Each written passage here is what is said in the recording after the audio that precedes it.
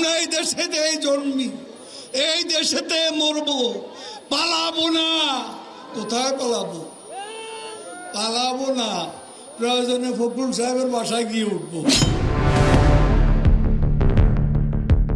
হাজারো ইস্যুর মাঝে আবারও সামাজিক যোগাযোগ মাধ্যমে চালু হয়েছে ওবায়দুল কাদেরের বাংলাদেশে থাকার গুজব। যদিও এখন পর্যন্ত কোনো দায়িত্বশীল সূত্র তার দেশে থাকা বা না থাকা নিয়ে কোনো বক্তব্য দেয়নি। না হলে ঠাকুরগাঁয়ের বাড়ি আছে, ওই বাড়িতে গিয়ে উঠবো।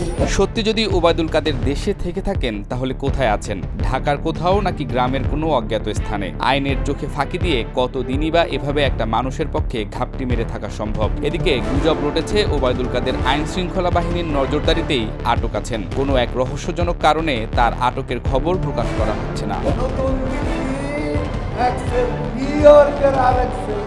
এই গুজবটি স্থায়ী ভিত পাচ্ছে ভিন্ন একটি কারণে। আওয়ামী লীগের পলাতক নেতারা দেশের বাইরে থেকে মাঝে মধ্যেই আওয়াজ দিচ্ছেন, কখনো ভিডিও মেসেজ, সমাজ পাতায়। কিন্তু ওবায়দুল কাদের আওয়ামী লীগের দ্বিতীয় সর্বোচ্চ পদে থেকেও চুপচাপ কেন? এই কেনর উত্তর থেকে অনেকেই ধারণা করছেন কাদের সাহেব বাংলাদেশেই আইন শৃঙ্খলা বাহিনীর হেফাজতে আছেন।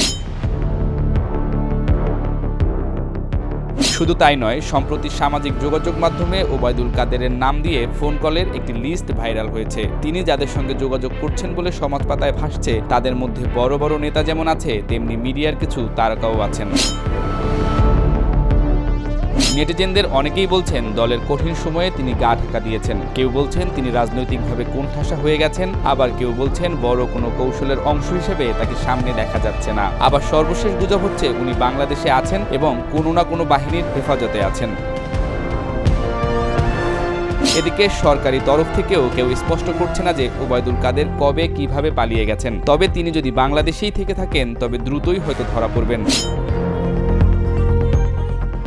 নাগরিকরা চাইছেন স্পষ্ট বক্তব্য, কিন্তু কোনো পক্ষ থেকেই কোনো নিশ্চিত তথ্য মিলছে না। ফলে গুজব আর কৌতূহলের পারদ ক্রমশ বাড়ছে। এখন দেখার বিষয় ওবায়দুল কাদেরের অবস্থান নিয়ে দায়িত্বশীলরা কখন মুখ খোলেন কিংবা আদৌ খোলেন কিনা।